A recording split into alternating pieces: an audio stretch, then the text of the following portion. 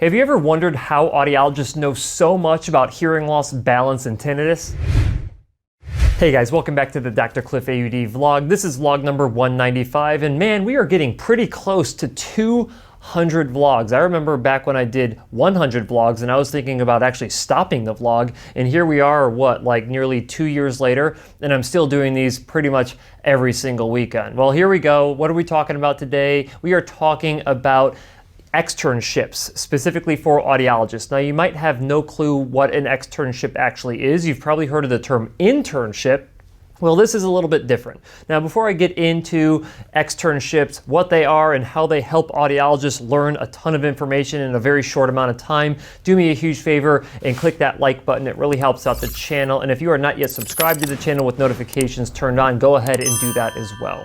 It's greatly appreciated. So let's talk about the journey that an audiologist has to go through from an educational standpoint. Now, back in the day, becoming an audiologist basically meant that you went through a 4-year undergraduate degree, oftentimes in hearing and communication disorders. And then you'd go from that and you would get a master's degree in audiology. Now, there are some master's degree audiologists still out there among us. A lot of these master's level audiologists actually went back for an additional 2 years after the doctorate started in audiology and went through usually a remote learning program to earn their doctorate, essentially. So they had a total of 8 post high school years of education for them to learn their craft. Well, nowadays you can no longer get a master's degree. You basically have to go through a 4-year undergraduate program, and then you have to apply to one of the doctoral level programs that is essentially either a 3-year accelerated program or a 4-year program. Now, I happen to go to a 4-year program. There are a couple of 3-year programs. I know Pacific University is a 3-year program and Northwestern University is a 3-year program. There might be a couple others out there, but most of them are 4-year programs. And essentially what happens is that you have to learn a lot of information inside of this window. And think of it this way. There are a few very basic aspects of audiology that we need to understand. We need to understand essentially hearing loss. We need to understand amplification. We need to understand cochlear implants and other implantable devices. And we need to understand tinnitus. And then we also need to understand vestibular or balance-related disorders.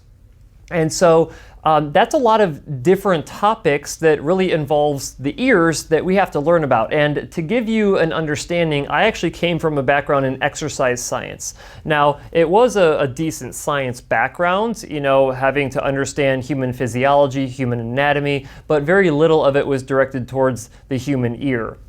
But that actually did kind of help me out a little bit. But I'll tell you this, the first test that I ever took in grad school at the University of Illinois, I got a D on that test. And this was like Audiology 101. And I'm like, crap, did I just make a huge mistake going into this program? I did not feel like I was ready. And if I'm being honest, that first semester, I actually considered withdrawing from the university and going and getting an MBA. So a master's in business.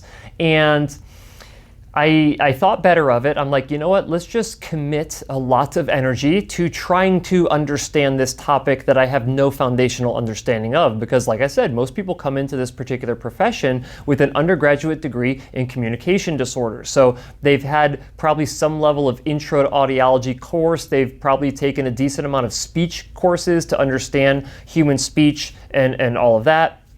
And honestly, it probably should be a requirement. Now, I think that they get away from that because, it's good to bring people into a program who have diverse backgrounds to some degree. It kind of makes sure that you don't get too stuck in a certain mentality and you have some outside perspectives coming in. But regardless, when you enroll in one of these programs, the intent is that your first 2 or 3 years, depending on if you're in a 3-year program or in a 4-year program, is spent doing didactic work. So you're taking a lot of tests, you're doing a lot of in-class classes or virtual classes. I actually teach a virtual course for business development at the University of Illinois, my alma mater.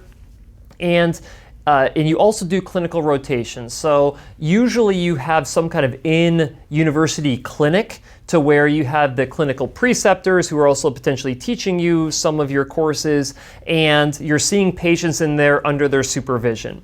Then usually after you're done with a semester or two of doing that, you start going out to external placements, which is different clinics in your community. Now, sometimes they're not in the community. Sometimes you have to travel 100 miles to get to them. I had to do that because when you're in rural Illinois, sometimes you have to travel, hundreds of miles through cornfields to get to your clinical placement site.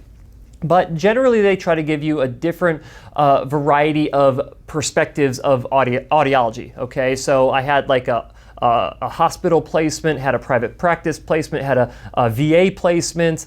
I don't think I had a vestibular placement, but like where you would go and do, balance testing and vestibular testing and things along those lines. You would do a rotation where you're working with cochlear implants. You would do a rotation where you're dealing a lot with tinnitus. And it just depends on the program that you go to and the clinical placements that you're lucky enough to get. Because in a 2 to 3 year time window, when you're going based off of semesters, you don't really get a whole lot of time, and it might be only 1 or 2 days a week that you're going to these clinical placement sites.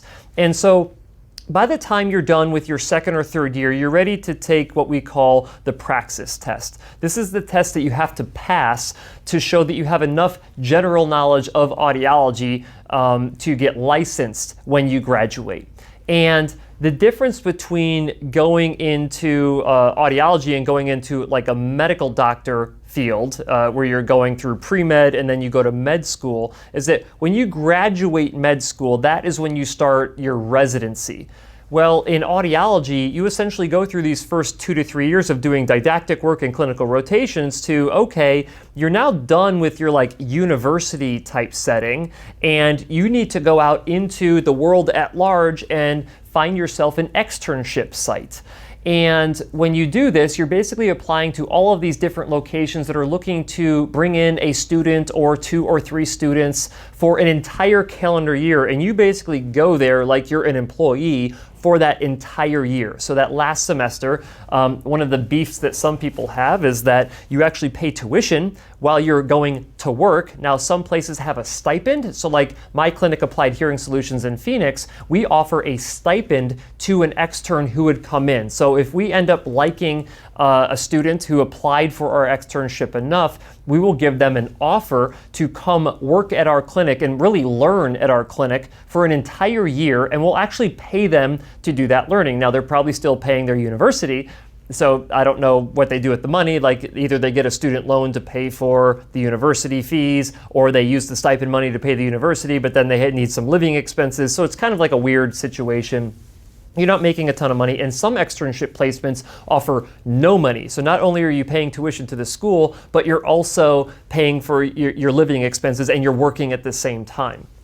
Now, here's the thing. I think it's a good thing in a way because you haven't technically graduated yet. You need to basically show proficiency that you can function as an actual audiologist in whatever discipline that you're going in for. So for me, I knew that I wanted to work with hearing aids, but I also wanted to get some good understanding of other aspects of audiology as well. Now, to be honest, I did not care about vestibular at all, so balance and dizziness and all of that did not interest me at all. I really wanted to focus on adult hearing aids and other implantable devices and ear-related conditions. So I ended up going to a placement where I had the ability to work in all of those different settings. And who knows, like you go in and you might feel like, you know what, actually I like the cochlear implant side of audiology a lot better. And then that would dictate what you potentially do after you graduate. But, a lot of externs, so to speak, and that's what we call them. So you go to an externship site, you do your externship, and you're called an extern. And you basically come in and you, to some degree, different placements are different. Sometimes you go in and you hit the ground running and they give you your own patient load really quick, or they take you under their wings and they do a lot of stuff collaboratively. And that's kind of how we do things inside of my clinic, is that if I have an extern, and I've had 2 of them now, they basically spend every waking moment with me inside of that clinic. I never give them complete freedom, at least for the first 6 to 9 months. months. So for 6 to 9 months, I am teaching them everything I can possibly teach them inside of that window to make them as proficient as possible as an audiologist, because as soon as they graduate, one of two things are going to happen. Either we're going to hire them and we want them to be an excellent audiologist when they join the staff, or they're gonna go and work somewhere else and we want them to be able to be a fully functioning audiologist when they go to their next placement site, okay? And there is a lot of information that has to be exchanged and a lot of reps and practice that have to happen inside of that externship year. Now, you might hear some audiologists say, oh, our audiology residents. Now, are they technically residents? Well, not really. They're really externs. But I think a lot of places say the word resident because they have some context of what that word means inside of the medical world. But they are not technically doctors yet. Now, there are some externs out there that halfway through their externship, it's like, yeah, you've got the knowledge, you've got the understanding, you could be a fully functioning independent audiologist at this point, but you still have to complete all the hours of your externship and you actually get graded, and depending on the program that you would come from as a student, you have to meet the criteria of that program based on their accreditation and all of that stuff. But as soon as you are done with that final year of that externship and all of the 5 days a week, maybe more, from the beginning of the day to the end of the day, at the end of that externship, you can graduate. And then as soon as you graduate, you get your diploma. Now you are technically a doctor of audiology, and the adventure is not over yet. If you had not passed your praxis, which is like your national exam, you have to pass the praxis before you can apply for licensure inside of your particular state. Now, different states have different requirements for licensure. To my knowledge, at least in the United States, the praxis is required to become licensed in any one of those states to show that you are proficient in your craft. And so once you pass the praxis, you can go then apply for your license. That's why I actually took the praxis after my second year, because all of the didactic work, which is what you primarily do in the first 2 years, at least at my university, I felt like mentally I was at my strongest point possible from a universal understanding of audiology, from everything from amplification to cochlear implants to vestibular to tinnitus, all that stuff. I felt like that was the highest level of knowledge I could possibly have at that point in time that was well-rounded. Obviously, I'm much smarter now when it comes to hearing loss and hearing aids and cochlear implants, but like I could not pass a vestibular portion of the praxis nowadays. So I did it really early on, so I didn't have to worry about it. Another potential requirement that some universities have is something called a capstone project, which is where you actually do like your own research project, and sometimes those research projects get published because they're so good. Mine was not that great. It was kind of okay. It was identifying insertion depth of different hearing protection, of like foam hearing protection, and to determine the effectiveness of it. And I thought that it was a worthwhile thing. It actually helped me understand hearing protection a heck of a lot more and realize that foam hearing protection is probably the best hearing protection you can get, but I digress. I felt like my program in particular was very well-rounded, but it's the same for everyone.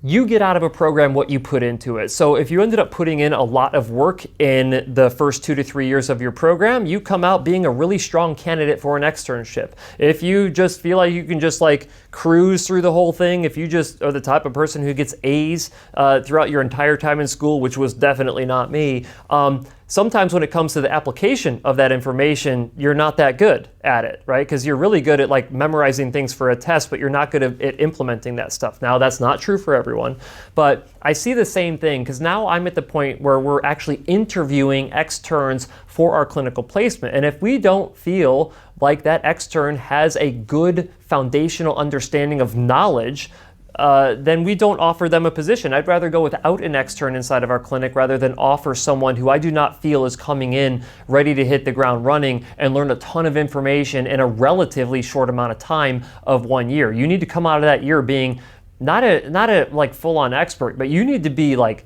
really good by the time you graduate. Otherwise, you are going to bounce around from job to job. You might have the thing going for you that there's a relative shortage of audiologists, but regardless, by the time you graduate with your externship completed, You really need to be ready to apply for your licensure, which means you need to pass the praxis, complete your program, get your license, and now you can function as an actual audiologist. And you know, it is a huge responsibility for a preceptor. That's the individual that basically takes the student under their wings and carries them through or coaches them through their externship to make sure that they are fully knowledgeable by the time they're done.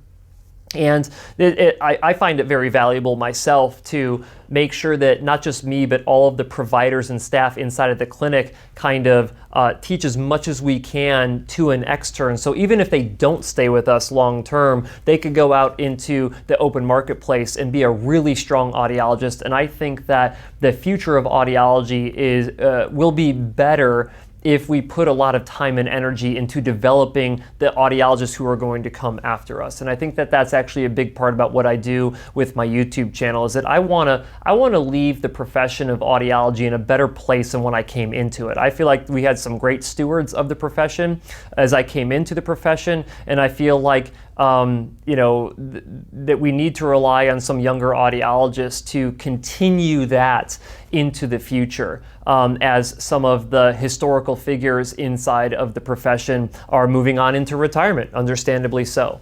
So we'll see what happens this year. Are we going to have an extern at Applied Hearing Solutions? That is still a question that is up in the air as of this recording, but who knows? If you ever come in to see us at our clinic and I introduce you to our extern, you're going to be much more well versed as to what an extern is and why they're so important for the development of the future of audiology.